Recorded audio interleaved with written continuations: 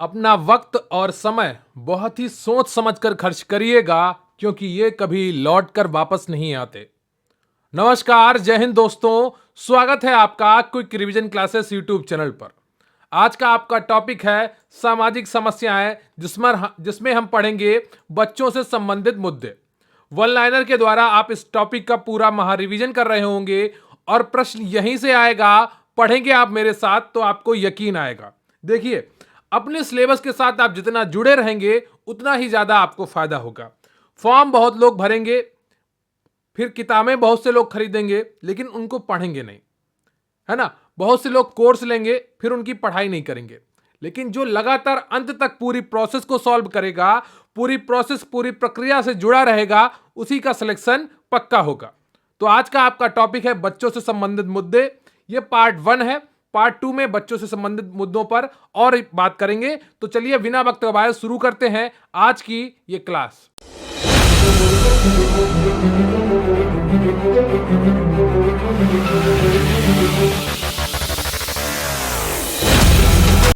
इससे पहले कि आपका टॉपिक शुरू किया जाए, मैं आपको एक छोटी सी जानकारी देना चाहता हूं कि हमारे चैनल पर मुख्य सेविका का प्रतिज्ञा मॉक टेस्ट बैच चल रहा है।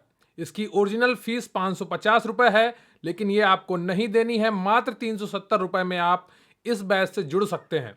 इसमें आपको 30 से 40 मॉक टेस्ट करने को मिलेंगे, जिसके द्वारा आप अपनी तैयारी पूरी कंप्लीट कर पाएंगे। देखिए, 50,000 फॉर्म भरे जाएंगे, 10,000 लोग किताबें खरीदेंगे और पढ़ाई करेंगे, फिर 7-8 हजार लोग थोड़ी बहुत पढ़ाई करेंगे और 5-6 हजार लोग ही रिवीजन करेंगे और 2-3 हजार लोग ही मॉक टेस्ट सॉल्व करेंगे। जो पूरी प्रोसेस में अंत तक बना रहेगा, उसी का ही सिलेक्शन पक्का होगा। तो मात्र 370 रुपए में आप इस बैच से जुड़ सकते हैं। अगर आपने प्रतिज्ञा ली है इस भर्ती में अपना स्थान पक्का करने का, तो व्हाट्सएप नंबर 94 533 66 279 पर मैसेज करिए, या इसका लिंक आपको डिस्क्रिप्शन बॉक्स में मिल जाएगा। आप टेलीग्राम पर QRC हेल्प सर्च करके भी मैसेज कर सकते हैं।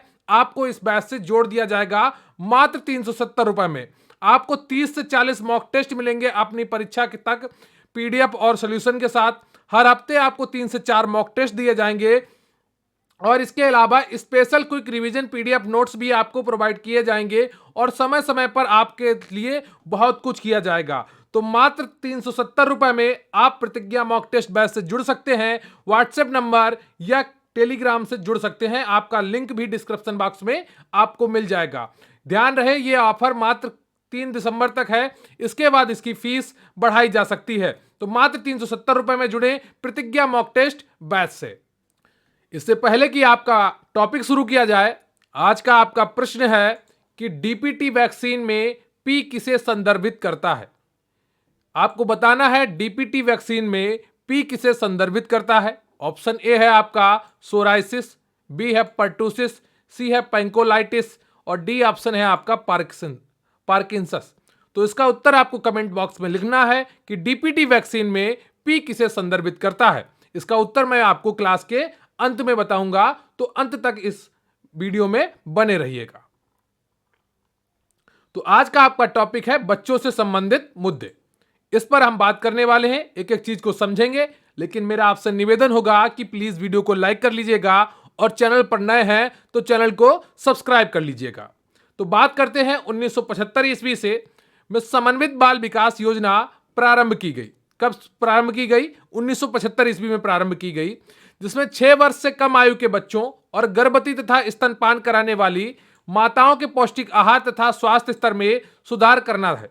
क्लियर आपको उसका उद्देश्य क्या था? गर्भवती तथा स्तनपान कराने वाली माताओं के पौष्टिक आहार तथा स्वास्थ्य स्तर में सुधार करना था और 6 वर्ष से कम आयु के बच्चों के बारे में भी यही विचार था। किसके द्वारा? समन्वित बाल विकास परियोजना 1975 के द्वारा। क्लियर है आपको?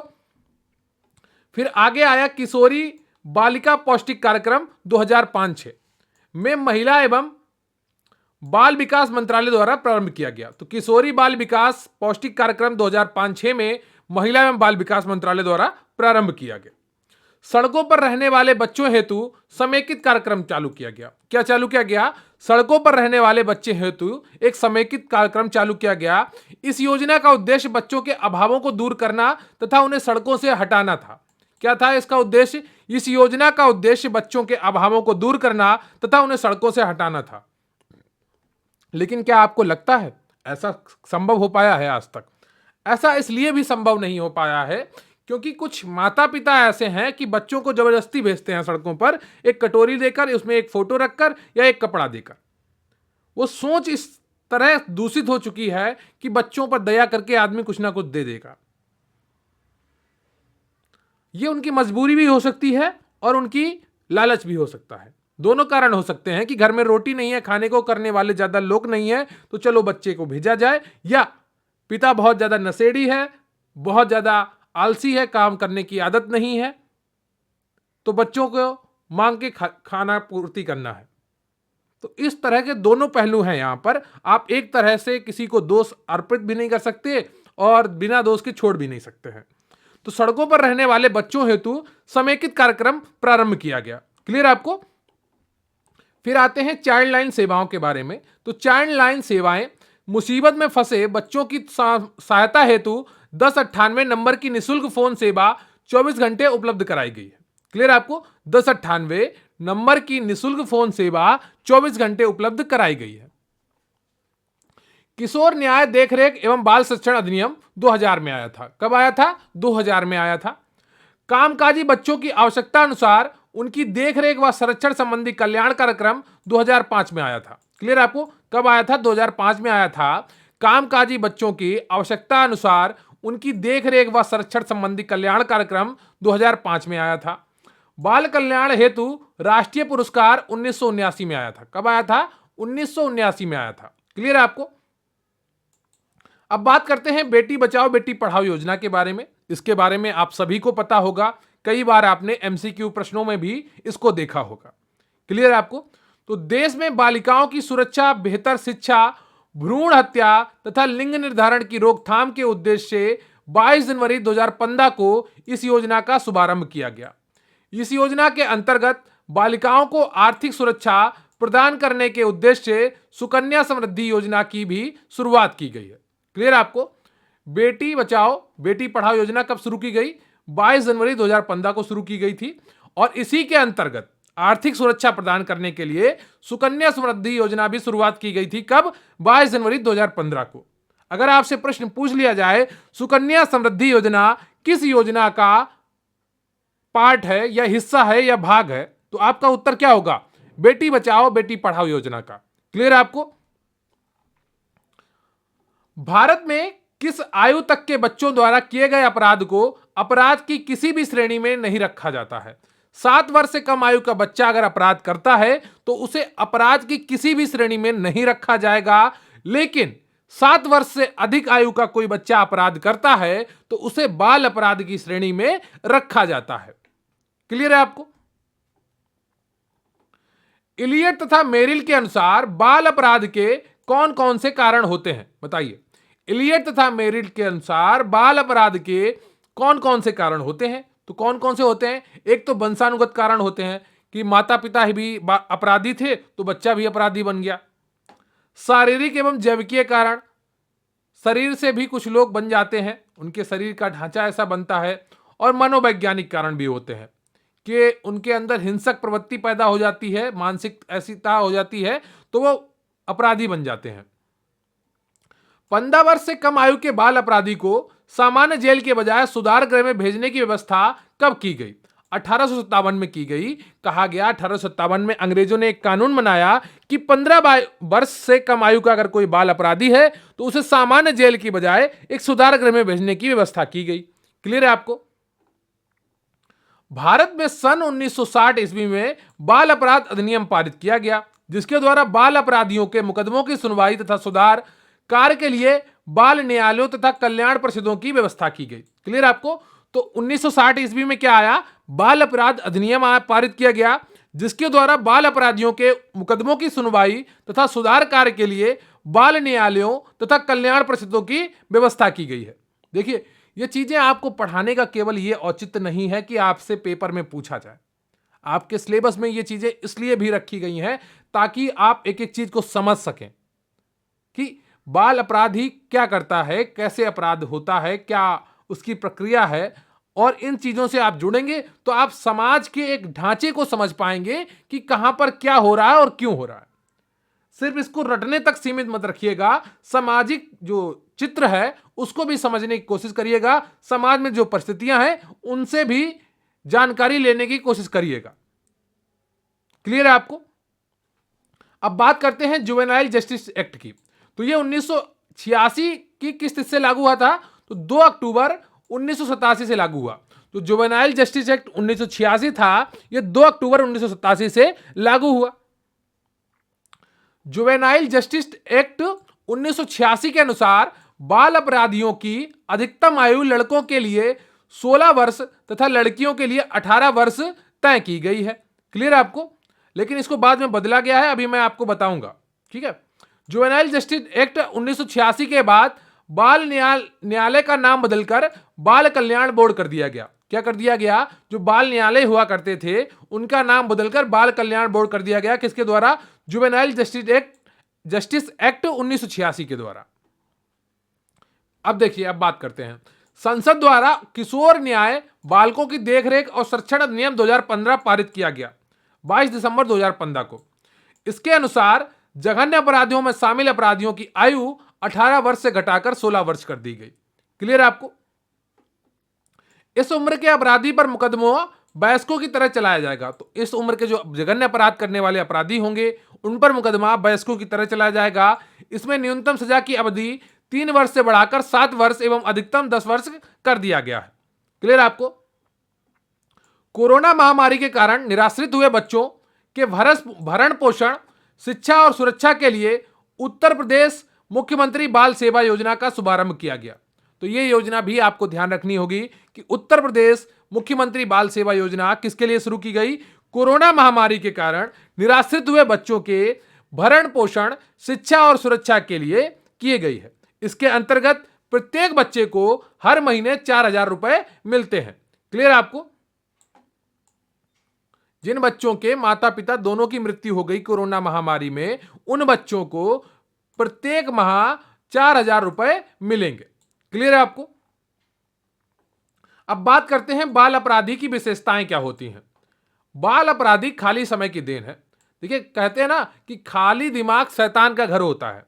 तो कोई बच्चा अगर लगातार खाली बैठेगा तो उसके दिमाग में अपराध भी हो सकता है और आविष्कार भी पैदा हो सकता है। न्यूटन और आइंस्टीन होगा तो उसके दिमाग में आविष्कार पैदा होगा, और कसाब और सद्दाम होगा तो उसके दिमाग में अपराध पैदा होगा। क्लियर आपको? तो बाल अपराधी की विशेषताएं क्या होती हैं? खाली समय की देन है। बाल अपराधी का मस्तिष्क अपरिपक्व होता है। अब अपरिपक्व क्या होता है? मस्तिष्क अपरिपक्व वह मस्तिष्क होता है जो घटना के परिणाम के बारे में विचार नहीं करता है। जरूरी नहीं कि बालक ही ऐसे हो। आपने देखा होगा कई लोग रास्ते पे चलते चलते अचानक से लड़ाई लड़ने लगते थे। तो क्या है? उनके मस्तिष्क अपरिपक्व हैं, वो जा कहीं और रहे हैं पर काम कुछ और करने लगते हैं। जितने भी लोग झगड़ा करने वाले होते हैं अकारण ही, अचानक से ही, वो सभी अपरिपक्व मस्तिष्क की देन होते हैं। बाल अपराधी में अपराध का इरादा नहीं होता है। क्लियर है आपको? उन्हें पता ही नहीं होता कि वो अपराध करने वाले हैं और वो अपराध कर देते हैं। बाल अपराधी सघन जनसंख्या वाले क्षेत्र में अधिक होते हैं। मतलब जहां पर अधिक जनसंख्या है वहां पर बाल अपराधियों की संख्या अधिक देखने को मिलती है। प्रत्येक देश में बाल अपराधियों की एक निश्चित आयु होती है। बाल अपराध सामान्यतः अनजाने या खेल खेल में हो जाता है। क्लियर है आपको? तो ये विशेषताएं थी बाल अपराधियों की। अब बात करते हैं बोस्टन स्कूल की। तो बोस्टन स्कूल की अवधारणा अमेरिका की है, जहां एल्विन रेगल्स ब्राइस द्वारा अमेरिका के केंट प्रांत में बोस्टन नामक स्थान पर स्कूल खोला गया। वहां के विभिन्न राज्यों में बोस्टन स्कूल अधिनियम आज लागू है। इस अधिनियम के अनुसार 15 से 21 वर्ष के किशोर अपराधियों के लिए एक पृथक सुधार गृह संस्था, जिसे बोस्टन संस्था कहा जाता है, में रखने की व्यवस्था है। क्लियर आपको? तो बोस्टन संस्था क्या है, बोस्टन स्कूल क्या है? जो बाल अपराधी होते हैं उनको अलग सुधार गृह में जहां रखा जाता है उसे बोस्टन संस्था कहा जाता है। यह अमेरिका की अवधारणा है, क्योंकि वहां पर बोस्टन नामक स्थान पर यह पहला स्कूल खोला गया था। क्लियर आपको? भारत में इसे बाल सुधार गृह के नाम से भी जानते हैं। बोस्टल संस्थाएं दो प्रकार की होती हैं। बंद बोस्टल संस्था, इनकी प्रवृत्ति जेलों से मिलती जुलती है। क्लियर आपको? इनकी प्रवृत्ति क्या होती है? जेलों से मिलती जुलती है। खुली बोस्टल संस्था, ये शिविर के समान होते हैं। क्लियर आपको? कैसे होते हैं? ये शिविर के समान होते हैं। अब बात करते हैं भगोड़ेपन की। भगोड़ापन क्या होता है? तो भगोड़ापन एक शाब्दिक अर्थ है बिना आज्ञा के भाग जाना। इसका प्रयोग खासकर बच्चों के लिए किया जाता है। जैसे कोई बच्चा स्कूल से बिना आज्ञा व सूचना के भाग जाता है तो उसे भगोड़ा कहते हैं। क्या कहते हैं? उसे भगोड़ा कहते हैं। भगोड़ापन बाल अपराध का प्रथम चरण माना जाता है। क्या माना जाता है? भगोड़ापन जो होता है वो बाल अपराध का प्रथम चरण माना जाता है। क्लियर आपको? जैसे आपने देखा होगा कुछ बच्चे स्कूल से भाग जाते हैं, कुछ बच्चों को माता पिता डांट दें तो वो घर से भाग जाते हैं। कई बार देखा होगा, लेकिन जरूरी नहीं कि वो अपराधी ही बने जाके आ गए। कई बार देखने को मिलता है कि ना समझी में बालक बचपन में भागता है, लेकिन जैसे जैसे समझदार होता है वो अपनी आदतों को भी सुधार लेता है। जो भागने वाला हर बालक है वो अपराधी नहीं बनता है। क्लियर आपको? तो ये बातें भी आपको ध्यान में रखनी होंगी कि भगोड़ापन एक शाब्दिक अर्थ का जो शाब्दिक अर्थ है कि बिना आज्ञा के भाग जाना। इसका प्रयोग खासकर बच्चों के लिए किया जाता है। जैसे कोई बच्चा स्कूल से बिना आज्ञा व सूचना के भाग जाता है तो उसे भगोड़ा कहते हैं। क्लियर है आपको? भगोड़ापन के कारण क्या होते हैं? एक तो पारिस्थितिकी दशाएं होती हैं, पारिवारिक दशाएं होती हैं, घर में लगातार झगड़े हो रहे हो। धर्म, जेके इंस्टीट्यूट द्वारा किए गए अध्ययन के अनुसार ईसाइयों की तुलना में हिंदू तथा मुस्लिम के बच्चे अधिक भगोड़े होते हैं। क्लियर है आपको? जाति, जाति उच्च एवं मध्यम जाति की तुलना में निम्न जाति के बालक अधिक भगोड़े होते हैं। क्लियर है आपको? तो जहां पर जैसे संस्कार मिलते हैं उसकी भी एक बहुत बड़ी क्या कहते हैं अहमियत होती है। यहां पर उच्च जाति या निम्न जाति का मतलब वैसे मत लीजिएगा। देखिए ये जितनी भी रिसर्च है ये बहुत पुरानी रिसर्च है। अब ये मायने इनके नहीं है। अभी आप देखेंगे उच्च जाति या मध्यम जाति से मतलब नहीं है, मतलब है घर के माहौल से। घर का जैसा माहौल होगा उसी तरीके से बच्चा रिएक्ट करता है। क्लियर है आपको? तो ये रिसर्च है पुरानी, आपको पढ़नी पड़ेंगी क्योंकि आपके सिलेबस में है, लेकिन ये इनका अब कोई औचित्य नहीं बचा है इन रिसर्चों का। क्लियर है आपको? स्कूल व शिक्षक, ठीक है, अगर स्कूल और शिक्षक खतरनाक हो तो भी बच्चा डर के भाग जाता है। आयु, अक्सर भगोड़े जो बच्चे होते हैं वो 8 से 10 वर्ष की आयु के होते हैं। संगति, कई बार बच्चे संगति के कारण भी भागने लगते हैं कि कुछ बालकों की ऐसी संगति हो जाती है उनके अंदर कि वो उन्हें भड़का देते हैं और फिर भागने पर उनको मजबूर कर देते हैं। आवारापन क्या है? अब इसके बारे में पढ़ेंगे। आवारापन, आवारा का तात्पर्य ऐसे बच्चे या वयस्क से है जो एक स्थान से दूसरे स्थान निसंकोच घूमते रहते हैं। आपने कई बच्चों को अपने आसपास देखा होगा, कई लोगों को देखा होगा कि वो एक घर से दूसरे घर, एक दरवाजे से दूसरे दरवाजे, एक रिश्तेदार से दूसरे रिश्तेदार के यहां अनावश्यक अकारण घूमते रहते हैं, जिसके पास प्रत्यक्ष रूप से आमदनी का कोई साधन नहीं होता है और वह दान पर निर्भर रहता है। क्लियर आपको? इन लोगों को क्या कहते हैं? आवारा कहते हैं। क्लियर आपको? तो यह आवारापन की परिभाषा है। और किसी प्रकार का कार्य नहीं करता है, हालांकि वह कार्य करने में सक्षम होता है। कार्य करने में सक्षम होने के बाद भी कोई कार्य में हाथ नहीं बटाता। ऐसे लोग क्या कहलाते हैं? आवारा कहलाते हैं। यह अधिकांशतः गंदी बस्तियों, रेलवे स्टेशनों, सिनेमा हॉल, पार्क, पानी की जगहों पर बाजारों में घूमा करते हैं। क्लियर आपको? ये कोना ढूंढा करते हैं। क्या करते हैं? कोना ढूंढा करते हैं। अब इन्हें कोना कहां मिलेगा? सिनेमा हॉल में मिलेगा, पार्क में मिलेगा, जहां पर नदी है वहां मिलेगा, तालाब में मिलेगा, बाजारों में मिलेगा, गंदी बस्तियों में मिलेगा, रेलवे स्टेशनों पर मिलेगा। तो ये लोग आवारापन कहां पे करते हैं? जहां पर गंदी बस्तियां हो, रेलवे स्टेशन हो, सिनेमा हॉल हो, पार्क हो, तालाब, नदी वाली पानी की जगह हो, बाजार हो, वहां पर घुमा करते हैं, जहां पर इन्हें कोई पहचान ना पाए, कोई पकड़ ना पाए, क्योंकि इनमें नजरें चुराने की भी आदत हो जाती है। इनका व्यवहार समाज के लिए खतरनाक व अनुपयुक्त हो जाता है। धीरे धीरे अगर इन पर ध्यान ना दिया जाए तो ये बहुत ही ज्यादा खतरनाक हो जाते हैं। बाल आवारापन की प्रमुख प्रवृत्तियां क्या हैं? अब इसके बारे में समझते हैं। अशिष्टता यानी कि बात बात पर गुस्सा करना, अशब्दों का प्रयोग करना, असत्यता यानी कि झूठ बोलना, धूम्रपान यानी कि नशेड़ी हो जाना, शराब पीना, सिगरेट पीना, अवांछित यौन व्यवहार, अब इसके बारे में आप खुद ही समझ जाइए। जुआ खेलना, जुआरी बन जाना, मादक वस्तुओं का सेवन करना, चोरी व ठगी इत्यादि करना, घर से पैसे चुराना, पड़ोसी के पैसे चुराना, रिश्तेदार के पैसे चुराना, जहां काम करने जा रहे हैं वहां पर पैसे चुरा लेना, ये सब क्या है, बाल आवारापन की प्रमुख प्रवृत्तियां हैं, ये देखने को मिलती हैं। क्लियर है आपको? अब बात करते हैं आज के प्रश्न के उत्तर की। आज का आपका प्रश्न था कि डीपीटी वैक्सीन में पी किसे संदर्भित करता है। ऑप्शन ए था आपका सोराइसिस, बी था पर्टूसिस, सी था पैंकोलाइटिस, डी था पार्किंसंस। तो उम्मीद करता हूं आप सभी ने इसका सही उत्तर दे दिया होगा। सही उत्तर था इसका बी, पर्टूसिस। क्लियर है आपको? तो डीपीटी वैक्सीन में पी पर्टूसिस को संदर्भित करता है। डीपीटी डिप्थीरिया, पर्टूसिस जिसे काली खांसी कहते हैं, तथा टिटनेस टीकों का संयोजित श्रेणी है जो मनुष्यों में होने वाले संक्रामक रोगों से बचाव करती है। क्लियर है आपको? तो ये रहा आपका पूरा टॉपिक, सामाजिक समस्याएं, बच्चों से संबंधित मुद्दे। आपने पूरे टॉपिक को बहुत ही ध्यान से पढ़ा होगा और समझा होगा, मुझे पूरी उम्मीद है। और प्लीज वीडियो को लाइक कर लीजिएगा, चैनल को सब्सक्राइब कर लीजिएगा और कमेंट करके जरूर बताइएगा कि आपको ये टॉपिक कितना समझ में आया और इस तरह के क्या आप अन्य टॉपिक भी पढ़ना चाहते हैं। इसके अलावा कोई अन्य भी प्रश्न हो आपका, वो भी आप कमेंट करके लिखिएगा। और सदैव ध्यान रखिएगा, अपना समय और शब्द बहुत ही सोच समझ कर खर्च करिए, क्योंकि ये कभी भी लौट कर वापस नहीं आते हैं। सबके पास समय बहुत सीमित है, सही जगह पर लगाइए। अगर आपने कोई सपना देखा है तो उसके लिए मेहनत करिए ईमानदारी के साथ, तभी आपको सफलता हासिल होगी। किसी की बुराई करने से, किसी के साथ लड़ाई करने से, किसी के साथ हंसाई करने से जीवन में कुछ भी बदलने वाला नहीं है। आपको अपना जीवन स्वयं मनाना है, स्वयं लिखना है। आप खुद ही अपने मुकद्दर के सिकंदर बन सकते हैं। तो प्लीज वीडियो को लाइक कर लीजिएगा और चैनल को सब्सक्राइब कर लीजिएगा। कमेंट करके जरूर बताइएगा आज का ये सेशन आपको कैसा लगा। मुझे आपके कमेंट्स का इंतजार रहेगा। बहुत बहुत धन्यवाद आपका। Thank you very much. जय हिंद, जय भारत।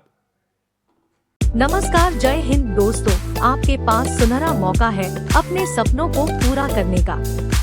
अगर आपने मुखिया सेविका भर्ती में अपना स्थान पक्का करने का सपना देखा है, अगर आप अपनी मेहनत पर भरोसा करते हैं, तो आज ही जुड़े मुखिया सेविका गरिमा बैच से केवल 505 रुपए में।